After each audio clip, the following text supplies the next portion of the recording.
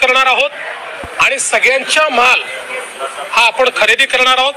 त्या संदर्भात नाफेड असेल, केंद्र सरकार असेल, आपला पणन विभाग असेल, सगळ्यांनी मिळून राज्यभरामध्ये मोठं जाळं महाराष्ट्रातल्या विधानमंडळातल्या सगळ्या सदस्यांसमोर आणि काही सन्मान्य खासदारांसमोर देखील प्राकृतिक शेतीवर त्यांचं एक व्याख्यान आम्ही आयोजित केलं होतं। आत्ताच्या वातावरणातल्या बदलाचा जो शेतीवर परिणाम होतोय किंवा आज एक प्रकारे जी काही उत्पादकता कमी होते, लोकांचं लागत मूल्य किंवा उत्पादन खर्च वाढतो आहे, या सगळ्या गोष्टींवर उपाय म्हणजे प्राकृतिक शेती आहे।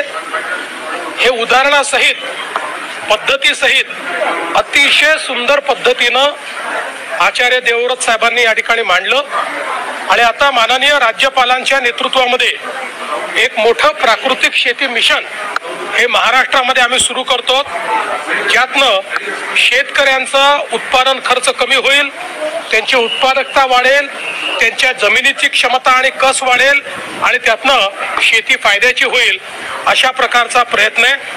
आजचं जे भाषण झालेलं आहे ते इतकं अप्रतिम झालंय की सर्व जे विधानसभेचे किंवा विधानमंडळाचे सदस्य होते त्या सगळ्यांना अतिशय हे भाषण आवडलेलं आहे आणि त्यांच्या माध्यमातून निश्चितपणे जे काही राज्यपाल महोदयांनी या ठिकाणी विचार व्यक्त केले आहेत ते शेतकऱ्यांपर्यंत पोहोचवण्याचा प्रयत्न आम्ही करू।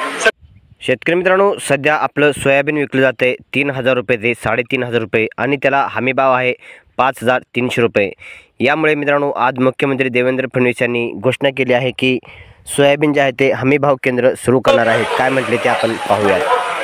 आपल्याला सर्वांना कल्पना आहे की मोठ्या प्रमाणात आता आपल्याकडे कापूस आणि सोयाबीन याचं जे काही उत्पादन झालेलं आहे, आता त्याची खरेदी केंद्र ही राज्य सरकार सुरू करते आहे। या संदर्भात पहिल्यांदा आपण नोंदणी करतो, याची सुरुवात 30 तारखेपासून आम्ही करतो। त्यामुळे सर्व शेतकऱ्यांना माझी विनंती आहे की कोणीही हमी भावापेक्षा कमी भावामध्ये व्यापाऱ्यांना माल विकू नये। आपण सगळ्यांची नोंदणी करणार आहोत आणि सगळ्यांचा माल हा आपण खरेदी करणार आहोत।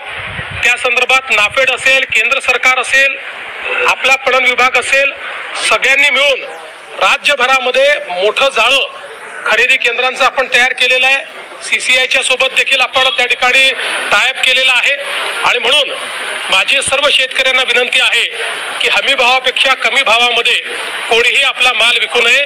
त्यांनी सरकारकडे रजिस्टर करावं आणि सरकारला तो माल विकावा किंवा सरकारी केंद्रावर द्यावा। जर व्यापारी हमी भावाने तो खरेदी करत असतील तरच व्यापाऱ्यांना तो माल द्यावा।